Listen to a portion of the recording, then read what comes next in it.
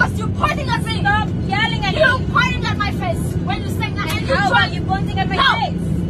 Because you're pointing at me first. You know what? Sebuah video viral di media sosial menunjukkan seorang penumpang Batik Air Malaysia diminta turun dari pesawat karena menolak memakai sabuk pengaman saat persiapan lepas landas. Insiden ini terjadi pada Minggu, tanggal 5 Januari 2025 dalam penerbangan OD572 dalam rute Hanoi sampai Kuala Lumpur.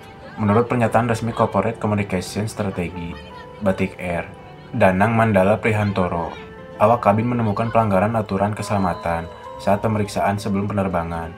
Meskipun sudah diberikan arahan, penumpang tetap menolak mematuhi instruksi, yang dikategorikan sebagai tindakan yang tidak patuh terhadap prosedur keselamatan. Setelah diskusi sesuai protokol, penumpang tersebut bersama pendampingnya diminta meninggalkan pesawat sebelum keberangkatan.